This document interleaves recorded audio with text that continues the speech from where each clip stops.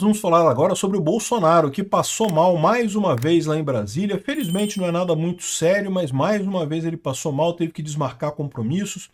Felizmente no domingo ele conseguiu participar da manifestação lá na Paulista, mas ele ainda continua com muitos cuidados, precisando de muitos cuidados, continua com a preocupação toda com relação à cirurgia dele. Realmente muito triste. Ele tinha uma agenda política marcada para terça-feira, agora dia 1º de julho, e acabou não podendo cumprir essa agenda. Não, ele não está no hospital agora, mas ele teve que ficar de repouso em casa. Enfim, é muito triste isso daí, né? Agora, o que eu vou falar principalmente nesse vídeo aqui é sobre a questão do suposto, entre aspas, golpe do Alexandre de Moraes, né? A acusação que é feita contra Bolsonaro. Vocês sabem, eu sou advogado, eu já falei para vocês qual é a minha opinião pessoal sobre a situação do Bolsonaro. É um caso que não tem nada ali, é totalmente atípico, né? Um caso se diz atípico quando não tem nada contra a pessoa, né? E houve essa coluna publicada no Consultor Jurídico pelo procurador Fernando Capês, que explica, que destrincha a situação toda do caso do, entre aspas, golpe ali, e que mostra aquilo que eu venho falando para vocês. A opinião dele é parecida com a minha. Não tem nada aqui, né? Ele é mais técnico. De novo, eu sou advogado, mas eu sempre deixei claro para vocês, eu advoguei por pouco tempo e parei de advogar. Hoje em dia, tirando algumas causas minhas, causas próprias, eu não advogo para ninguém. Mas a opinião dele é muito parecida com a minha. Isso é uma coisa muito bacana.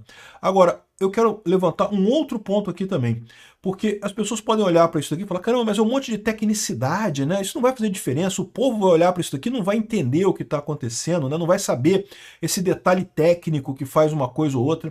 E eu discordo. Lembra, direito é essencialmente direito natural. É o direito que as pessoas entendem, é o que a sociedade entende como certo e errado no final das contas. Por mais que tenha, sim, muita tecnicidade, muito detalhezinho aqui, detalhezinho ali, o povo consegue entender essas coisas. E é isso que é o grande problema do Alexandre de Moraes nessa história.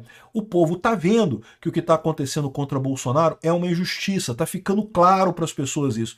Ah, mas a pesquisa da Folha de São Paulo diz que não, que o povo acha que o STF está certo. É pesquisa da Folha de São Paulo, né? Bom, vamos entender isso aqui. Primeiro, a questão da saúde do Bolsonaro, a questão dos argumentos jurídicos na questão do, entre aspas, golpe do Bolsonaro, suposto golpe lá que o Alexandre de Moraes inventou, e como é que isso pode se refletir do aspecto político. Essa notícia foi sugerida por Calvo Potter e a Ordem de Magnitsky, República Democrática do Bostil e várias outras pessoas. Obrigado aí ao pessoal que sugeriu notícias lá no nosso site, no visãolibertaria.com. E obrigado a você que está assistindo o nosso vídeo. Se você gosta do nosso conteúdo, por favor, deixe o seu like e se inscreva aqui no canal, né? Pois bem, o Bolsonaro passou mal, infelizmente, mais uma vez, ainda vítima dos ataques da esquerda. Aquilo que eu sempre falo para vocês, a esquerda adora apontar violência nos outros, dizer que os outros são violentos, que os outros são golpistas e coisa e tal, mas se você olhar a história da violência política no Brasil, a história da violência política na América Latina é principalmente a história da violência da esquerda. A esquerda tem esses métodos muito mais do que a direita, muito mais do que os libertários. Bom, os libertários, a verdade, é que são uma novidade na política. Nós nunca tivemos nada aqui no Brasil. Agora tem a primeira experiência libertária na América Latina, que é o Milei na Argentina. Enfim, o Bolsonaro ainda hoje sofre as consequências daquele ataque que ninguém sabe se foi combinado por alguém mesmo, se teve realmente alguém por trás daquilo, mas mesmo que não tenha havido ninguém por trás daquilo, no mínimo houve um incentivo da esquerda por aquele tipo de ataque, né? Bom, então ele cancelou a agenda que ele tinha marcada nessa terça-feira lá no PL, lá em Brasília. Ele está com crise de soluços e vômito e não vai comparecer ao evento, vai ficar em recuperação em casa, mas não é nada mais sério, né? Então isso aqui é uma boa notícia no final. E o segundo assunto tem sim a ver com isso daqui, tá? Porque eu espero sinceramente que o pessoal do STF esteja ciente do risco que eles estão correndo acusando o Bolsonaro nessa história.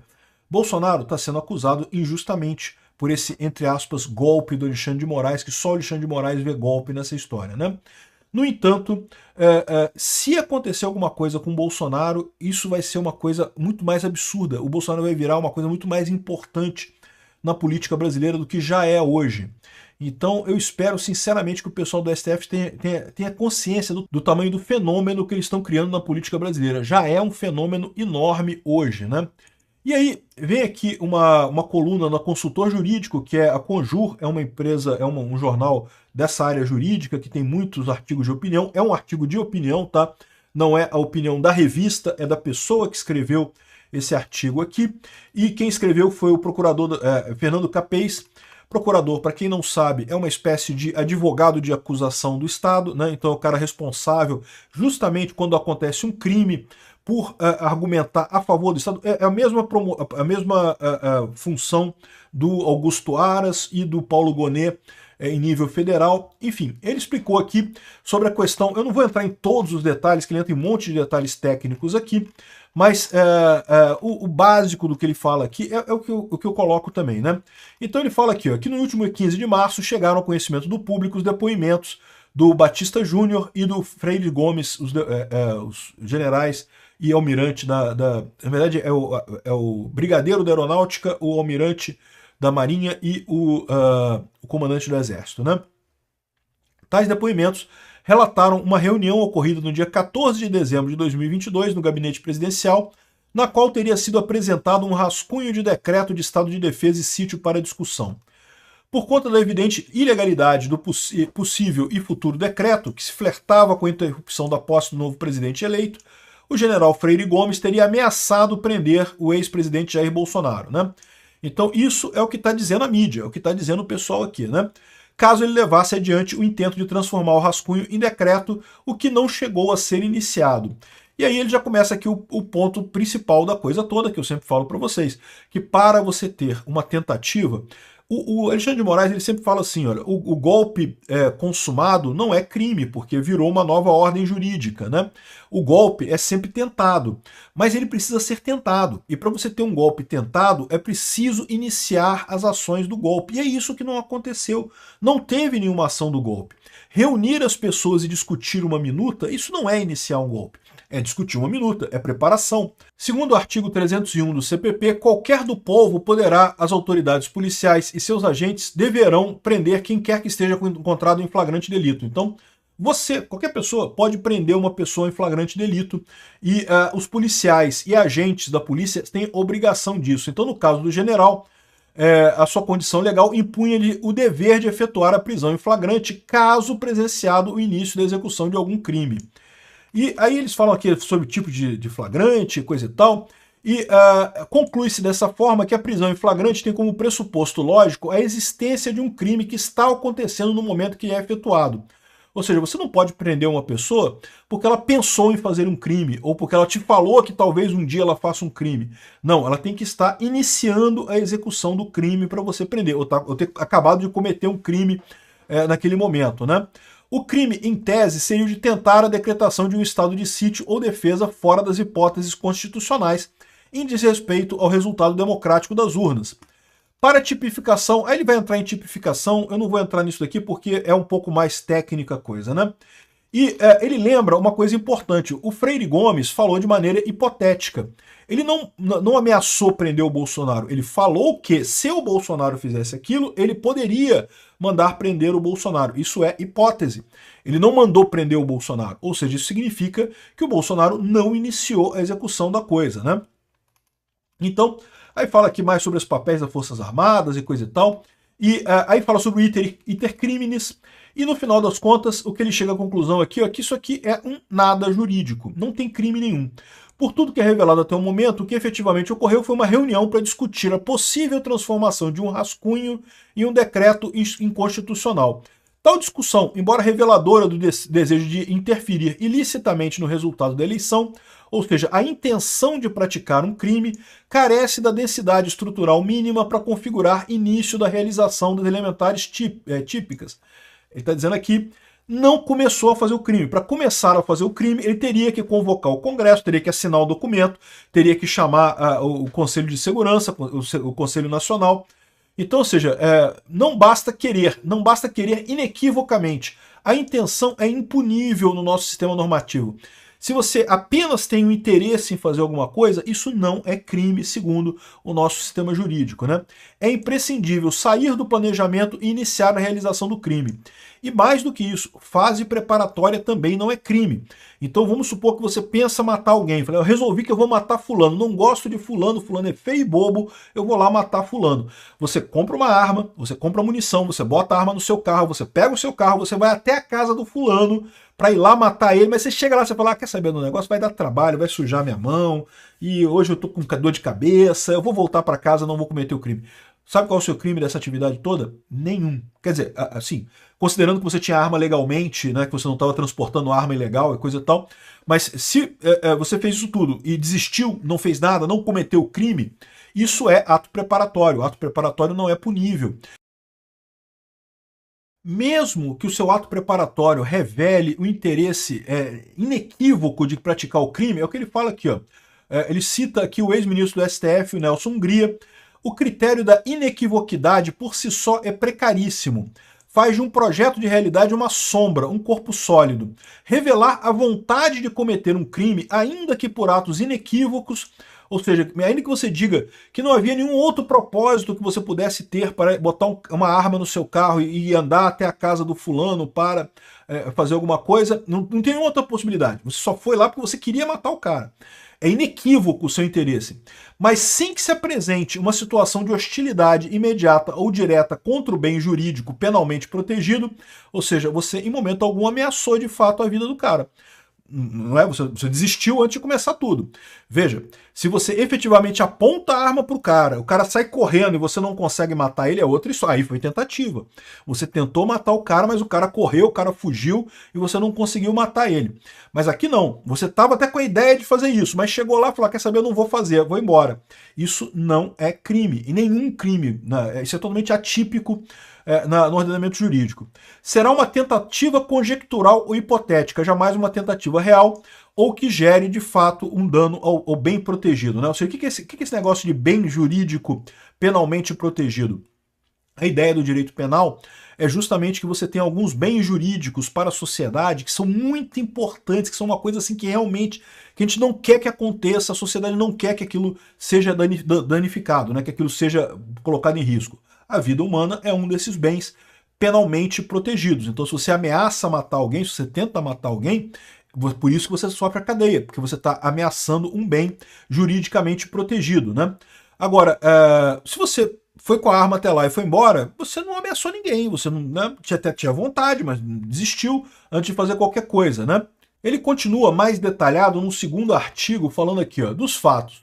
Resumidamente, são os seguintes os fatos. Não se sabe quem elaborou ou pegou do Google um rascunho daquilo que se pretendia transformar no decreto de sítio. O ex-presidente Jair Bolsonaro teve esse rascunho em mãos, sofreu pressão para transformá-lo em decreto. Não obstante, resistiu às pressões porque, segundo alegou em seu interrogatório, não havia clima e não estavam presentes as hipóteses do artigo 137 da Constituição Federal. Por essa razão, o artigo 137 é justamente o artigo do estado de sítio, tá? Por essa razão, abortou desde o nascedouro o tresloucado plano, recusando-se a autorizar o decreto, não convocou os Conselhos da República e da Defesa Nacional, nem o Congresso Nacional, como manda a Constituição, e os fatos não ultrapassaram a fase das discussões preliminares. A recusa do presidente em emitir o decreto, ainda que motivada pela constatação de que não havia clima, ou motivada pelo que, eventualmente, o comandante do Exército daria uma ordem de prisão para ele, ainda que tenha havido esse tipo de coisa, isso não deixou de ser um ato voluntário. Ele poderia ter continuado adiante, como eu falei para você, ele poderia ter demitido o cara do Exército. Poderia ter feito outra coisa, ele poderia ter continuado com o plano se ele realmente quisesse fazer isso. Desistir do estado de sítio porque não havia clima é considerado ato voluntário. É a chamada desistência voluntária, Código Penal, artigo 5º. E não se deve confundir o ato voluntário com o ato espontâneo. O sujeito que decide não executar um homicídio porque foi alertado das graves consequências do ato, como ser preso por um longo período, ou recusar-se a assinar um decreto chamado de golpista porque não havia clima, não praticou um ato não necessariamente espontâneo, mas certamente voluntário. Ou seja, por que é um ato espontâneo? Você atirou no cara, o cara caiu, o cara fugiu, e aí você não conseguiu cumprir o que você queria, né? Aqui não, aqui você desistiu antes de fazer qualquer coisa. Então, não teve decreto, ele não assinou nada, não tem nada o que dizer aqui, né? E aí ele coloca isso tudo aqui e fala também sobre o iter criminis, que eu já falei com vocês também, que é o caminho do crime.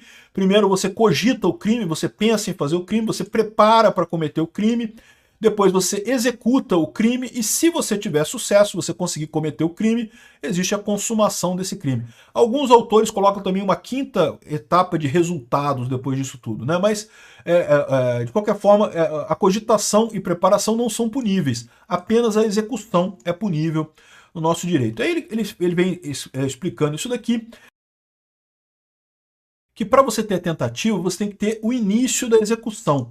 O primeiro ato idôneo e inequívoco à consumação. Ou seja, a primeira coisa que você faz que você está realmente tentando obter o tipo penal. O tipo penal é o verbo. É o verbo que tem no crime. Matar alguém. Você tentou matar uma pessoa, aí você cometeu o tipo penal. É o crime ali, né? Então aqui, ó, a realização do verbo do crime se dá com o primeiro ato idôneo e inequívoco em direção à sua consumação. Idôneo é aquele ato apto a produzir o resultado. Então ele tem que fazer alguma coisa, se ele queria dar um golpe de Estado, ele tinha que fazer alguma coisa que fosse em caminho de golpe de Estado. Ele fez alguma coisa? Não. Reunir com uma turma de pessoas e discutir um documento, isso não vai causar nenhum golpe, isso não tem nenhuma chance de isso causar um golpe. Se ele assinasse esse documento, aí sim você poderia entender como um ato idôneo, um ato que tem o condão de talvez produzir o resultado, né? E tentativa, ele fala sobre tentativa abandonada e coisa e tal, tem outras coisas aqui, desistência voluntária, arrependimento eficaz, eu não vou entrar nesses detalhes aqui. Enfim, a conclusão final dele é que a conduta do Bolsonaro ficou nos atos preparatórios e para quem considera ter havido indício de execução, houve desistência voluntária. Em ambos os casos, não houve crime, de acordo com o Código Penal. Essa é a conclusão dele, que é basicamente o que eu venho falando para vocês aqui. Ele está seguindo de forma geral o que eu venho falando. Ele botou um outro ponto aqui, ó. Para você ter a tentativa, você tem que ter 3 elementos para a tentativa. Então lembra, o Alexandre de Moraes já deixou claro que o punível nesse caso é a tentativa de golpe. Mas para você ter a tentativa, você tem que ter 3 elementos. Primeiro, o início da execução, ou seja, deve ser ultrapassada a fase de preparação. Você deve fazer alguma coisa já capaz de produzir aquele resultado. A não consumação, ou seja, você não chegou no resultado, não teve o golpe. E C, a interferência de circunstâncias alheias à vontade do agente que atuem contra a sua vontade e o impedem de obter a consumação, apesar de desejá-la. É aquele ponto que eu falei para vocês. Tem que ter alguém impedindo, cara. Tem que ter alguém que proíba, ou alguma coisa que aconteceu que proíba. Você atirou na pessoa, a pessoa saiu correndo. É uma coisa que você não esperava, ela saiu correndo, acabou que você não conseguiu acertar ela. É aqui que muita gente fala do general Freire Gomes, que teria dito para ele que iria prender se ele fizesse isso. Mas isso não é uma maneira de interferir. Por quê? Porque o Bolsonaro poderia ter demitido o cara. Ele tirava ele, botava outro lá e pronto, acabou, não tem o que fazer, né? Então, se ele quisesse realmente fazer a coisa, ele teria seguido com esse plano dele. Então, não está atingido isso daqui. Agora, uma coisa que é muito importante nessa história é que, como eu falei para vocês, o objetivo do Alexandre de Moraes com essa história toda é político. É claramente convencer o brasileiro de que Bolsonaro deu um golpe.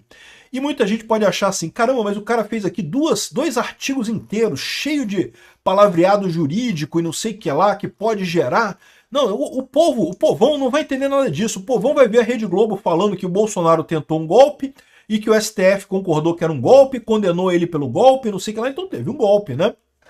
E eu falo para vocês, se o pessoal só olhar a Rede Globo, vai achar que é um golpe mesmo. Infelizmente a verdade é essa.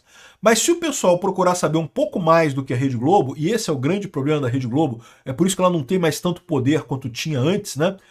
Vai perceber que não, que está errado. Porque, de novo, o direito é cheio desses termos jurídicos, desses conceitos jurídicos, mas em última análise ele surge do direito natural, surge daquilo que as pessoas, que a sociedade como um todo considera certo ou errado naquela convivência na nossa sociedade atual.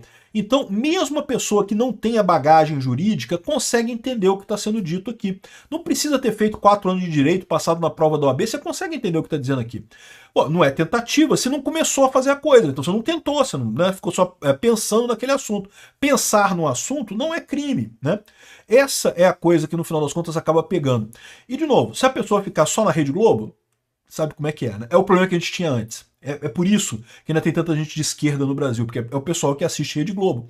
No momento que a pessoa procura saber um pouco mais sobre isso, no final das contas, percebe a fragilidade dessa acusação contra Bolsonaro. Mais do que isso, percebe a perseguição contra Bolsonaro. E isso é que é o fatal para o Alexandre de Moraes. O Alexandre de Moraes está comprando um problema enorme com uma pessoa que tem o apoio de muitos brasileiros. As pessoas estão percebendo isso, eles estão vivendo num mundo antigo em que eles podiam fazer isso e ninguém ia pesquisar mais, ninguém ia querer saber além do que está saindo na Rede Globo. Não